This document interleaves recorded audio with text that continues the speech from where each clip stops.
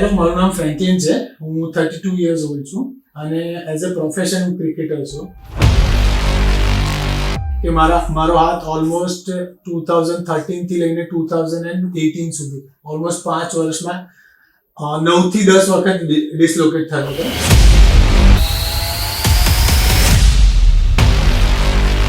તો પછી અમે એવું સજેસ્ટ કર્યું હતું કે તું સર્જરી કરાવી દે શોલ્ડરની. તો પછી લેટરજેટ સર્જરી અમે સજેસ્ટ કરી. તો 2018 નવેમ્બરમાં લેટરજેટ સર્જરી કરાવી હતી. શોલ્ડર જ્યારે ડિસલોકેશન થતો હોય છે ત્યારે તેમાં બે પ્રકારની ઇન્જરી થતી હોય છે.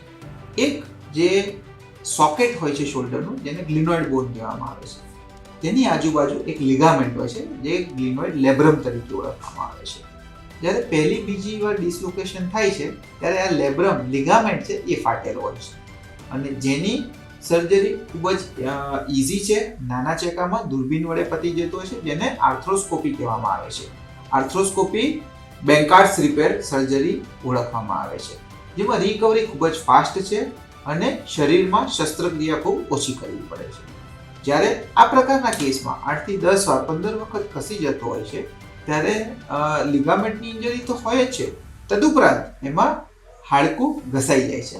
આ હાડકું ઘસાવાના કારણે જેટલી વખત શોલ્ડર ડિસલોકેટ થાય ત્યારે ફોર્સ ઓછો થતો જાય અને ઓછા ફોર્સમાં પણ શોલ્ડર ડિસલોકેશન થતું હોય છે. ત્યારે અમે લોકો ત્યાં બાજુમાં કોરેકોઇડ નામનું એક બીજું હાડકું હોય છે, તેને ત્યાંથી કટ કરી અને ગ્લિનોઇડ બોનની ઉપર ફિક્સ કરીએ છીએ. આ સર્જરીને લેટાર્જેટ સર્જરી તરીકે ઓળખવામાં આવે છે અને આ સર્જરી કર્યા બાદ 2 થી 2.5 મહિના દર્દીને કસરત કરવાની સલાહ આપવામાં આવે છે, કે જેને ફિઝિયોથેરાપી તરીકે ઓળખવામાં આવે છે. અને આ ફિઝિયોથેરાપી કર્યા બાદ દર્દીની સ્પોર્ટ્સની ટ્રેનિંગ શરૂ થાય છે, જે 1 વર્ષ સુધી ચાલુ હોય છે અને 1 વર્ષ બાદ દર્દી આરામથી તેમાં સ્પોર્ટ્સ રમી શકે છે. તો આવો હવે જોઈએ એમની તપાસ. આ સ્કાર છે જમણા શોલ્ડર ઉપર, જે લગભગ 6 થી 7 સેન્ટીમીટરનો છે. ને મૂવમેન્ટ, ફ્લેક્શન મૂવમેન્ટ ફૂલ, એબડક્શન મૂવમેન્ટ ફૂલ, એક્સટર્નલ રોટેશન ફૂલ, ઇન્ટરનલ રોટેશન ફૂલ. આમ દબાવવામાં કોઈ ડર લાગે છે શોલ્ડર બહાર આવી જશે? ઓકે.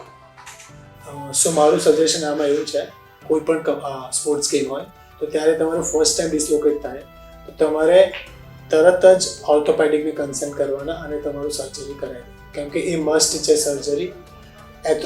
આર્થ્રોસ્કોપી સર્જરી જે કહીએ છીએ અને એમાં એટલું બધું પેઇન નથી થતું અને ફાસ્ટ રિકવરી આવે છે. અને પછી મારા જેવું તમે પછી 10 ટાઈમ કે પછી 15 ટાઈમ ડિસલોકેટ થાય અને પછી જઈને તમે સર્જરી કરો છો તો તમારી લાંબી સર્જરી અને એ લેટરજેટ થશે અને એમાં રિકવરીમાં પણ તમારે ટાઈમ લાગશે અને એમાં પાછો એક સ્કાર આવી જશે.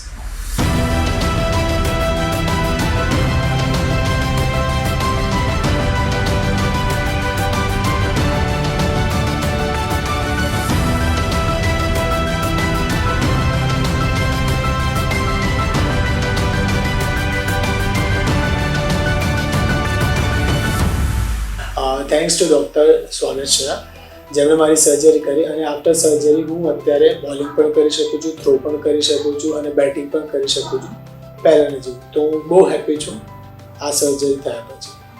Thank you.